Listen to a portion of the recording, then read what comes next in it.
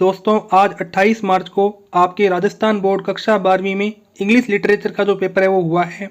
तो मैं आपको इस वीडियो में इंग्लिश लिटरेचर पेपर की संपूर्ण उत्तर कुंजी है वो बताने वाला हूं।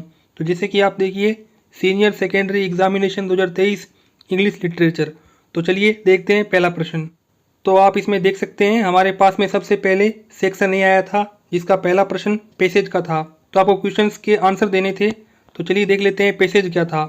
तो आपको इस पैसेज में पहला प्रश्न पूछा गया है the world is full of adventures but one has to seek them with.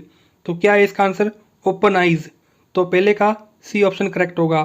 चलिए आगे देखते हैं दूसरा प्रश्न। The narrator wishes to go to. Narrator है वो कहाँ जाना चाहता है? तो माउंटेन्स एंड फॉरेस्ट्स में जाना चाहता है। तो दूसरे का बी ऑप्शन करेक्ट होगा। तीसरा प्रश्न the company of would be a voyage. तो इसका करेक्ट आंसर होगा ब्राइट यंग चिल्ड्रन। तो तीसरे का डी ऑप्शन करेक्ट होगा। चौथा प्रश्न what would be the narrator to go if had more time. पांचवा what would be the most exciting adventure. तो इसका आंसर मैं आपको बता देता हूँ। देखिए यहाँ पे आपको मिल जाएगा पांचवें प्रश्न का answer most exciting adventure would be to go to forest and see the wild animals both the little one and the big. तो पांचवें का ये करेक्ट आंसर होगा।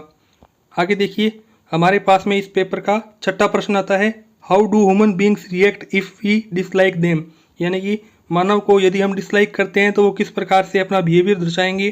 तो ये देखिए human being also if we meet other people in a friendly way they also become friendly but if we are afraid to of them और if we show our dislike of them then they behave in the same manner. तो ये छठे का correct answer होगा। आगे देखिए सातवां प्रश्न डोमेस्टिक। तो आपको इसको वर्ड फ्रॉम पैसेज क्या करना है? अपोजिट ढूंढना है। तो पब्लिक या फॉरेन इनमें से कोई भी यदि पैसेज में है तो वो करेक्ट है। आठवां यहाँ पे डल दे रखा है तो डल का ब्राइट होगा। तो आगे आप देखिए हमारे पास में दूसरा प्रश्न आता है। इसमें आपको पोइम दे रखी है। इस पोइम को अच्छे से पढ़ लीजिए और इसके क्वेश्चंस के आंसर है वो हम कर लेते हैं।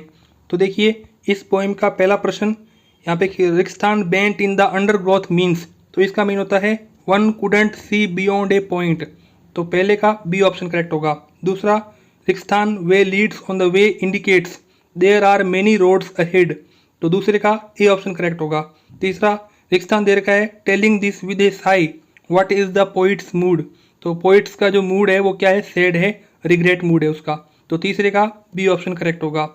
आगे देखिए हमारे पास में चौथा प्रश्न why is wood termed yellow.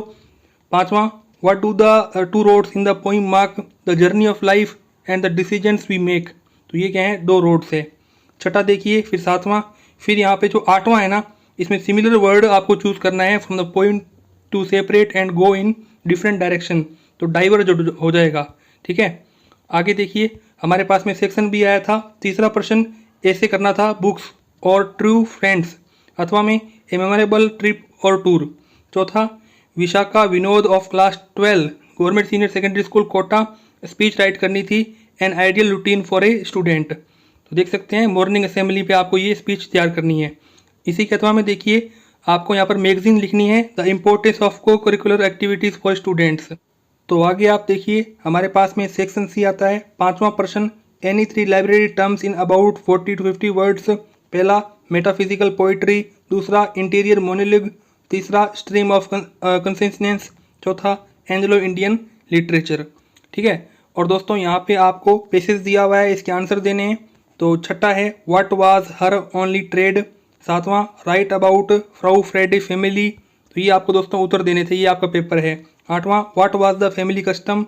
नौवां how did this custom help the family members. दसवां what dream did Frau Frieda see when she was 7। तो ए प्रिडिक्शन एक प्रकार की भविष्यवाणी। तो ये दोस्तों हमारे पास में पूरा का पूरा पेपर था। आप देख सकते हैं आपको मैं बड़े बड़े क्वेश्चंस के आंसर नहीं बता पाऊंगा। ये देखिए पोइम आई थी, इसके भी आपको आंसर देने हैं। तो 19वां है explain bets in the last line speakers love and उसके आगे दिया हुआ है एडमिरेशन फॉर ए वुमेन। तो ये इसका करेक्ट आंसर होगा। आगे देखिए 15वां प्रश्न name the poet of this poem. इस पोइम का पोइट का नाम क्या है? On Shakespeare John Milton. तो ये आप कर सकते थे। दोस्तों इस प्रकार से ये पूरा का पूरा पेपर था।